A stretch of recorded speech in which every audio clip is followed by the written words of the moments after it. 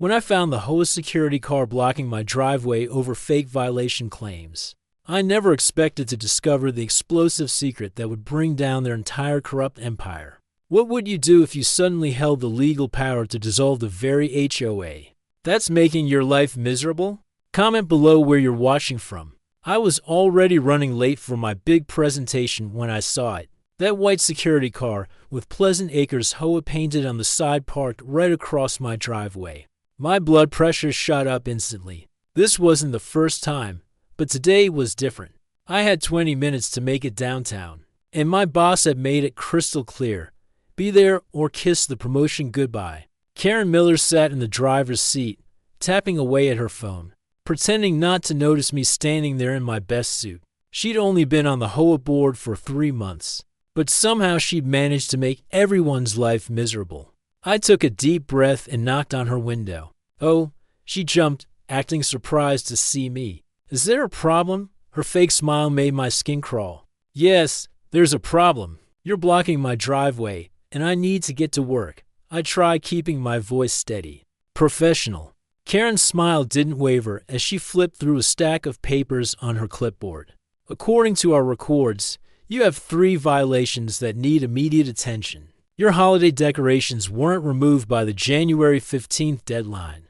Your garbage bins were visible from the street last Tuesday, and she paused for dramatic effect. And your grass is 2 inches above regulation height. I couldn't believe what I was hearing. Karen, I don't have any holiday decorations up. Those are Lisa's lights next door. My garbage bins are in the garage, and I mowed 3 days ago. Well, someone filed complaints, and as HOA security, I need to investigate. She glanced at her watch. The board meeting is next Wednesday at 7 p.m. You can dispute these violations then. My phone buzzed, a text from my boss asking where I was. This couldn't be happening. Karen, please. I have an important meeting. You can't just block people in their driveways. Actually, according to HOA Bylaws Section 7.3, security has full authority to restrict access during violation investigations. She didn't even look up from her phone. That's when I noticed something odd. The security vehicle was just her personal car, with a magnetic sign slapped on the side. I pulled out my phone and started recording. So, you're telling me you're officially here as HOA security? I asked, making sure to get her car in the frame. Of course, she sat up straighter, clearly enjoying her perceived power. The board appointed me head of security last week. Interesting. I kept recording. And you have proper licensing and insurance for that? Her smile faltered for just a second. That's confidential HOA information. Really? Because I'm pretty sure impersonating security personnel is illegal in this state. I wasn't entirely certain about that, but the way her face twitched told me I'd hit a nerve. Are you threatening me? Karen's voice rose an octave. I'll have you know my husband is very good friends with Captain Johnson at the police department. I checked my watch. 15 minutes until my presentation. Karen, move your car now, or I'm calling the actual police to report you for false imprisonment. That's what it's called when you deliberately trap someone in their property. She sputtered for a moment, then threw her car into drive. This isn't over. The board will hear about your aggressive behavior. As I backed out of my driveway, I caught a glimpse of Karen furiously typing on her phone. Something about this whole situation felt wrong. How did one person get so much power so quickly? Why was she targeting specific neighbors? And most importantly, what would I find if I started digging into our HOA records? I made it to my presentation with 2 minutes to spare, but my mind kept wandering back to that confrontation. Karen had mentioned something about HOA bylaws, and I had a feeling she was bluffing. That evening, I'd start researching exactly what powers our HOA actually had. But I never expected the bombshell I was about to uncover. One that would change everything about our quiet little neighborhood. My hands were shaking as I clicked through the County Records website. What started as a simple search about HOA bylaws turned into a late-night deep dive. That would change everything. The bright screen lit up my dark home office while thunder rolled outside, matching my growing excitement as pieces of the puzzle started falling into place. I couldn't believe what I was seeing. Our HOAS incorporation had expired 5 years ago, when the previous board forgot to file renewal paperwork. Every fine, every rule, every threat they made since then was technically illegal. I grabbed my phone to tell everyone, but stopped myself. Karen and her minions would destroy the evidence if they knew I was onto them. I needed to be smart about this. A notification popped up on my phone, another violation notice from Karen. This time she claimed my recycling bin was visible from the street at 6:03 p.m. 3 whole minutes past the allowed time. The $150 fine made my blood boil, but I smiled knowing what I now knew. Just then my doorbell rang, making me jump. It was nearly midnight. Who could be here this late? Through my security camera, I saw my neighbor, David, hunched over in his wheelchair, soaking wet from the rain. I rushed to let him in. "I'm sorry to bother you so late," David said, water dripping from his gray hair. But I didn't know where else to turn. He handed me a stack of papers, his hands trembling. "They're fining me $500 for my grasping too tall. I've been in the hospital for 3 weeks after my surgery. My lawn service couldn't get in because Karen's security car kept blocking my driveway." I helped David dry off and made him some tea while he showed me 5 separate violation notices, all issued while he was in the hospital. The latest one threatened to put a lien on his house. David had lived here for 30 years, long before the HOA even existed. Seeing this decorated veteran brought to tears by Karen's bullying made something snap inside me. "David, what if I told you I found something that could stop all this?" I pulled up the county records on my laptop. As I explained what I discovered, David's eyes grew wide. But there was more. While helping David research his property lines for the grass violation appeal, we stumbled upon something huge. The original HOA boundaries filed in 1995 didn't actually include his property or 5 others on our street. Karen was enforcing rules on homes that weren't even part of the association. The next morning, I called in sick to work. This was too important. I drove to the county records office the moment it opened.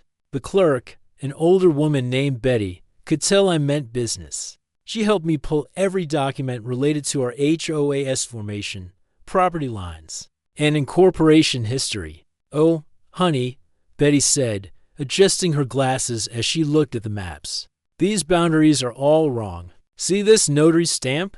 It's not even a real notary number." She pulled out more files, and we discovered the original HOA paperwork had other problems too. Signatures that didn't match, dates that conflicted, permits that were never properly filed.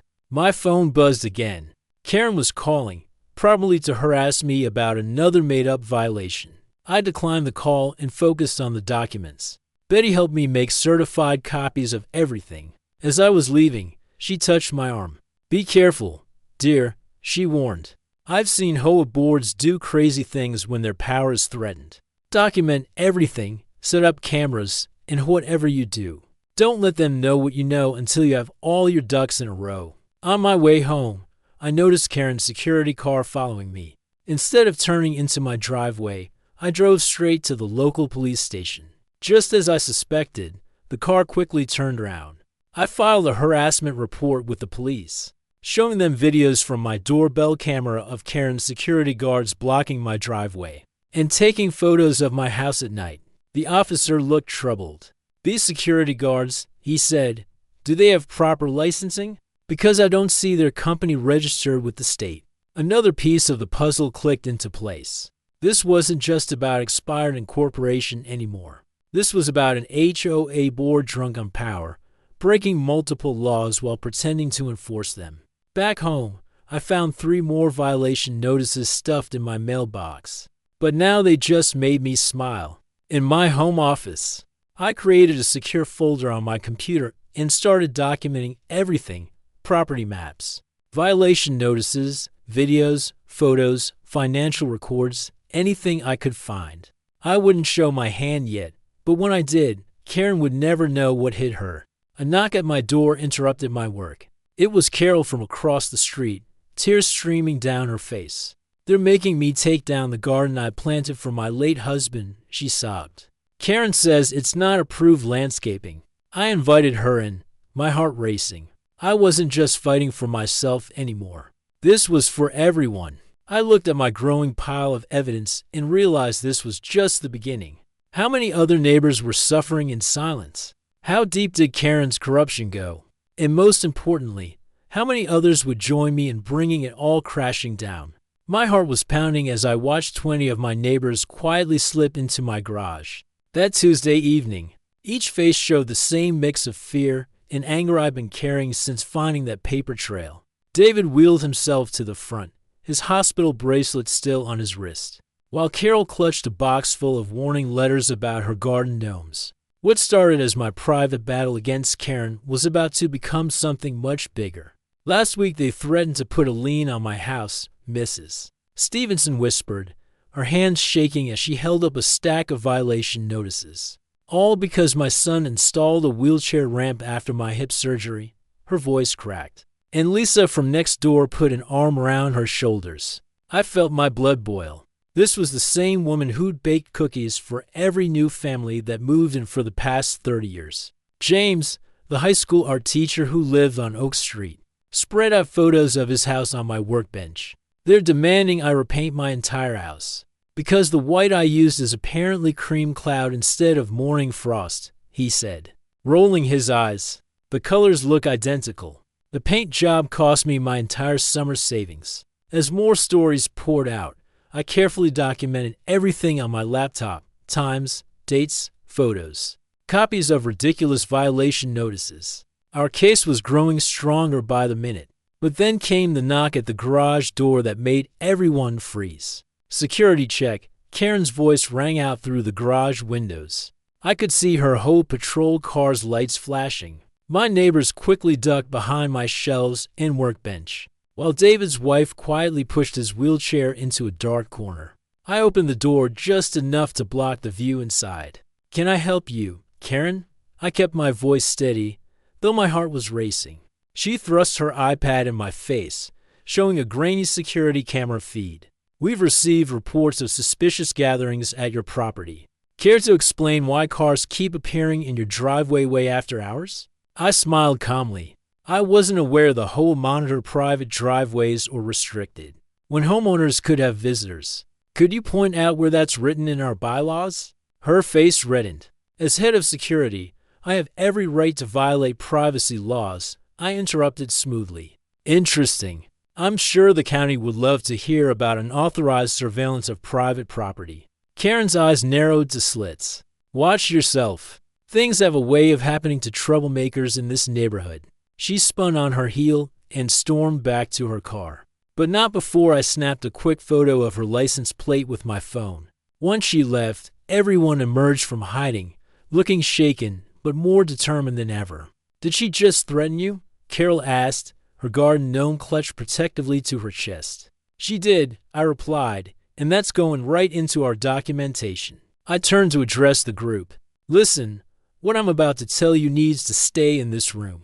I've discovered something about our HOA's legal status that changes everything." For the next hour, we organized into teams. Lisa, who worked as a paralegal, volunteered to help research property laws. David's wife, a former accountant, offered to analyze the HOA's financial records. We created a private Facebook group under the innocent name Pleasant Acres Recipe Exchange to communicate safely. Just as we were wrapping up, Emily, Karen's assistant from the HOA office, slipped in through the side door. Everyone tensed, but her face told us she wasn't here to spy. "I've been keeping quiet for months," she said, her voice trembling. "But after seeing Mrs. Stevenson crying at the office today about that ramp, I can't anymore. There's something you all need to see about where the fines money is really going." Before she could pull out the papers from her bag, headlights swept across the garage door. Tahoe patrol cars rolled by slowly, their spotlights scanning our properties. Emily quickly stuffed the papers back in her purse. "Tomorrow," she whispered, "meet me behind the community center at noon. I'll show you everything." As my neighbors crept home in small groups to avoid suspicion, I couldn't shake Karen's threat from my mind. I double-checked my security cameras and locked every door. Just before midnight, a notification pinged on my phone. Motion detected in my front yard. The security feed showed a dark figure near my prized oak tree, something glinting in their hand. I reached for my phone to call the police, But then the screen went black. Someone had cut the power to my house. My hands shook as I pulled out the thick folder of legal documents and slapped them onto Karen's desk.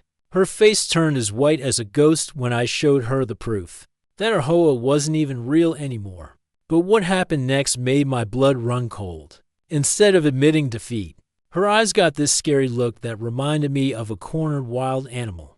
The very next morning, I woke up to find bright orange violation notices plastered all over my front door. My unapproved mailbox color needed to be changed within 24 hours. My non-regulation welcome mat was suddenly against the rules. Even the bird feeder my daughter made in school got a citation for attracting unauthorized wildlife. I tried staying calm and filmed everything on my phone, but Karen was always one step ahead.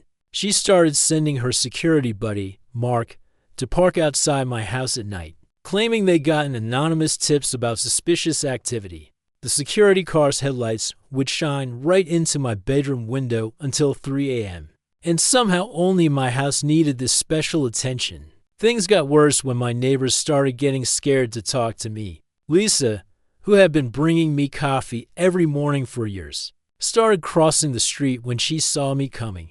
David would only text me after dark, saying Karen had threatened to audit everyone who associated with problem residences. I wasn't about to give up, though. I spent my lunch breaks at the county recorder's office digging through property maps and old HOA documents. The clerk there, Betty, started saving files for me when she saw how often I was coming in. "You wouldn't believe how many people just roll over and take it," she told me one day. But Karen had friends in high places. My approved house paint suddenly became unauthorized. The garden I maintained for 10 years was now violating some rule she'd made up last Tuesday. Every morning brought new fines, each more ridiculous than the last. The real punch to the gut came when I pulled into my driveway after a long day at work. The massive oak tree my dad had planted when I was born, the one I climbed as a kid and later built my daughter's treehouse in, was lying on its side, cut clean through at the base. A neon orange notice fluttered in the breeze. Emergency removal of unauthorized landscaping elements. I dropped to my knees next to the fallen tree, touching the fresh sawdust with trembling fingers. My daughter's treehouse was smashed to pieces. The family photos we kept up there scattered across the lawn. Through my tears, I spotted Karen watching from her front porch, sipping her coffee with that smug little smile. That tree had been my dad's last gift to me before cancer took him.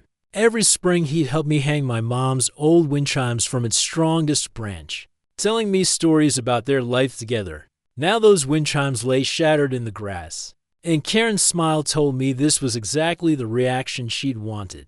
But she didn't know what I discovered that very morning at the county office. Hidden in the back of a dusty file cabinet, Betty had found something that would wipe that smile right off Karen's face. Documents showing the HOA had been taking kickbacks from their preferred contractors for years. Every emergency tree removal, every mandatory house painting, every required renovation had been padding someone's pocket. I stood up slowly, brushed off my knees, and took out my phone. As I carefully photographed everything: the tree, the broken treasures, the notice, and yes, Karen's smirking face, I remembered something my dad always used to say. Sometimes you have to lose something precious to find out who your real enemies are. I sent the photos to my lawyer with shaking hands. Tomorrow's HOA meeting was going to be very interesting indeed. My hands trembled as I walked into the emergency HOA meeting, clutching a thick folder of evidence that would change everything. Karen sat at the front table like a queen on her throne, her perfectly styled hair and designer blazer a stark contrast to the tired faces of my neighbors. The community center buzzed with whispers. Everyone knew something big was about to happen. I noticed Emily, Karen's assistant, fidgeting nervously in the corner, constantly checking her phone. That was weird. She usually stuck to Karen like glue.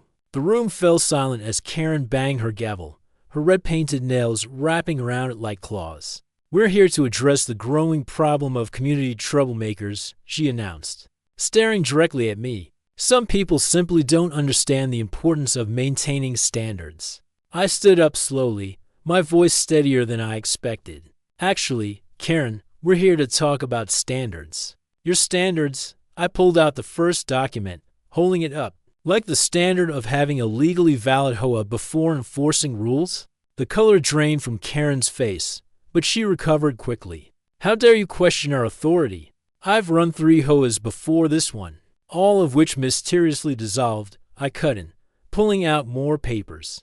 I did my homework. Karen called every single one. Funny how they all had the same pattern of increasing fines, vanishing funds, and creative bookkeeping. Murmurs rippled through the crowd. Mrs. Stevenson, our elderly neighbor who'd been forced to remove her medical ramp, leaned forward in her wheelchair. David and Lisa, my allies through this whole nightmare, started passing out copies of the documents I gathered. Karen's perfectly composed mask started cracking. These are lies. Emily, bring me the financial records. But Emily wasn't moving. Instead, she stood up slowly, her voice shaking. I can't do this anymore, Karen. She pulled out a USB drive. Not after what I found last night. The room went dead silent. Karen's face turned from pale to bright red. Emily, sit down right now or you're fired. You can't fire me, Emily said, growing braver, because I already quit. And I sent copies of everything to the state auditor's office. She turned to face the crowd. The HOA counts Karen's been embezzling thousands. Every fine, every fee, every special assessment, half of it went straight into her personal accounts.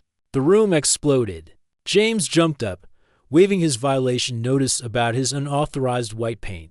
Is that why you made me repaint my house 3 times? Carol stood next to him, her voice breaking. My garden gnome fines paid for your new Mercedes?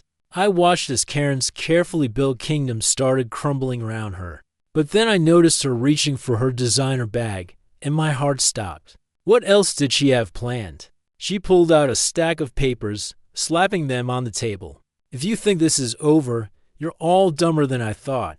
I've got signed contracts with every major developer in the county. One word from me about community instability, and your property values will tank so hard you'll never recover. But I was ready for this too. I nodded to David, who switched on the projector. Up on the screen appeared emails between Karen and the developer's emails. Emily had helped us obtain emails showing Karen had been threatening them too, promising to direct construction contracts their way in exchange for kickbacks. Karen's face went from red to purple. She lunged for her bag again, but this time Emily was faster. Looking for this, Emily held up another USB drive. The original copies of everything. They're already with the FBI. I called them this morning. The room erupted in chaos again. But through it all, I noticed something strange. Karen wasn't looking at Emily, or the screen, or even me. She was staring at her phone, thumbs flying across the screen. Despite everything crashing down around her, she was smiling. What was she doing? What final card did she have left to play? As satisfying as this moment was, something told me this battle wasn't over yet. The meeting room erupted into chaos as Karen lunged for the door, but David's tall frame blocked her escape. My heart pounded as I watched her wild eyes dart around the room like a trapped animal. She clutched her designer handbag so tight her knuckles turned white, probably filled with evidence she was desperate to destroy. Move out of my way, she shrieked at David, but he stood firm, arms crossed. The same strength that helped him through weeks of hospital recovery now radiated from him. As he simply said, "No." I pulled out my phone and dialed 911, my voice steady despite my shaking hands. "Yes, we have evidence of major financial fraud at the Pleasant Acres HOA office." Emily, Karen's assistant, stood beside me, clutching years of printed bank statements showing mysterious transfers to offshore accounts. Lisa, my Christmas lights-loving neighbor, had already started live streaming everything on her phone. The look of pure panic on Karen's face when she noticed the red recording light was almost worth all those months of harassment almost. Through the windows, I could see other neighbors gathering outside, drawn by the commotion. Mrs. Stevenson had rolled up in her wheelchair. The same one Karen had tried to fine her for installing a ramp force was holding up her own phone, recording everything. You don't understand. Karen's voice suddenly changed, becoming sugary sweet. This is all just a big misunderstanding. I can explain everything. She tried to smile, but it looked more like a grimace. "Why don't we discuss this privately? I'm sure we can work something out." I felt a chill run down my spine. This was the same tone she'd used right before having my father's oak tree cut down. "The time for private discussions is over," I replied, my voice firm. "The police can handle it from here." As if on cue, red and blue lights flashed through the windows. Two police cars pulled up outside, and Karen's fake smile crumbled. "Karen Miller?" Officer Carter asked, though he clearly recognized her from all our previous calls about her harassment. "We're going to need you to come with us." What happened next seemed to move in slow motion. Karen's designer bag slipped from her grasp, spilling papers everywhere. As she scrambled to gather them, I caught glimpses of documents with offshore bank names printed, emails about creative accounting, and a list of all the illegal fines she collected.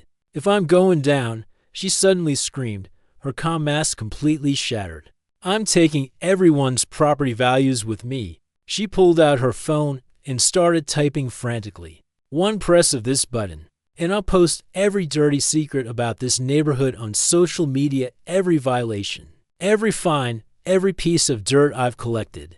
Your precious home values will plummet." The room went quiet.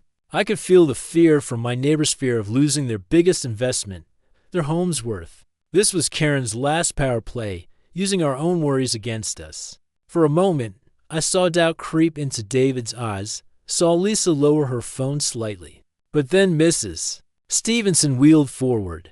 "Go ahead," she said clearly. "Post whatever you want. I'd rather have a neighborhood where people help each other than one ruled by fear." One by one, other neighbors nodded in agreement. Carol stepped forward with her phone, showing a website she'd created documenting all of Karen's abuses. James joined her, holding up papers showing how our property values had actually decreased under Karen's reign of terror. As the police led Karen away in handcuffs, she was still yelling threats. But they sounded hollow now, powerless. Through the window, I watched her being escorted to the police car, her perfect hair now a mess, her expensive suit wrinkled. The neighbors gathered outside parted like the Red Sea as she passed. Nobody spoke, nobody jeered. Our silence was more powerful than any words. As the police car drove away, I noticed something remarkable. Neighbors who hadn't spoken in months were now talking, sharing stories, finally free from the fear that had kept them isolated. But my attention was drawn to a small paper that had fallen from Karen's bag during the chaos. As I picked it up, my blood ran cold. It was a contract with a developer, dated for next week. She hadn't just been stealing our money. She'd been planning to sell out our entire neighborhood for a massive shopping complex.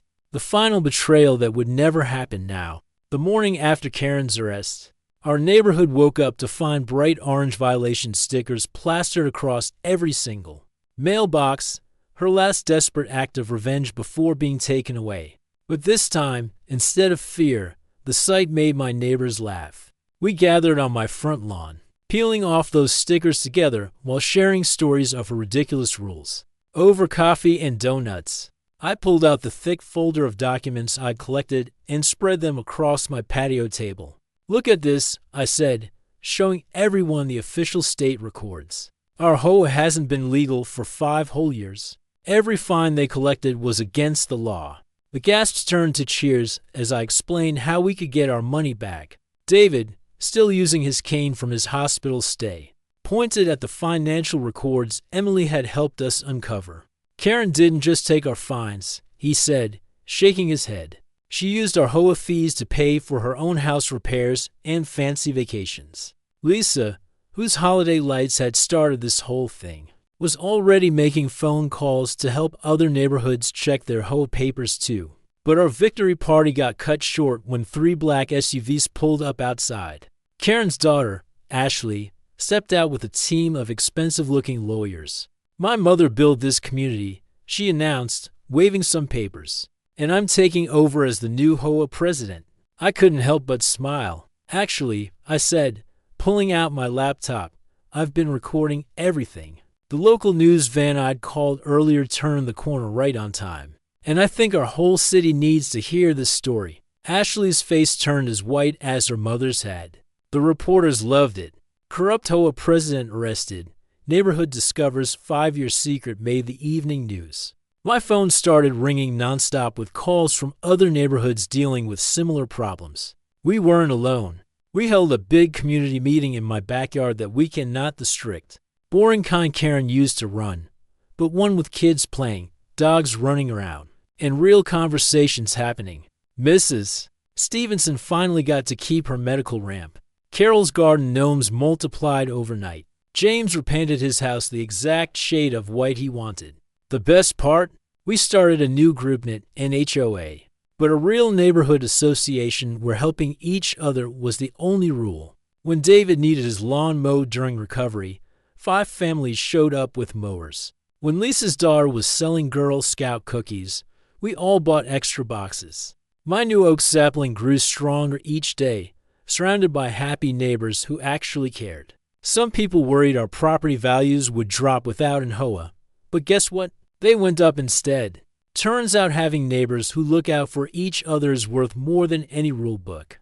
Other communities started calling us for advice on breaking free from their own HOA letters. And Karen? Well, the court ordered her to pay back every illegal fine plus interest. She tried moving to that fancy retirement community she'd bragged about, but they'd seen her on the news and rejected her application. Last I heard, she had to move in with Ashley, who now has to follow someone else's rules for a change. The orange violation stickers became our neighborhood's inside joke. We framed one in our new community center, a reminder that standing up to bullies might be scary, but doing it together makes us stronger. Sometimes the scariest rules are the ones we let other people make up for us. As I sit on my porch watching the sunset, my oak sapling stretching toward the sky, I can't help but smile at the kids playing freely in their front yards, and neighbors chatting over fence lines. We didn't just take down a corrupt HOA. We built something better, a real community where kindness beats control every single time. And those security cameras Karen installed everywhere, we kept them up, not to catch violations, but to record all the good things that happen when neighbors become friends. Turns out the best security isn't about catching people doing things wrong. It's about helping people do things right.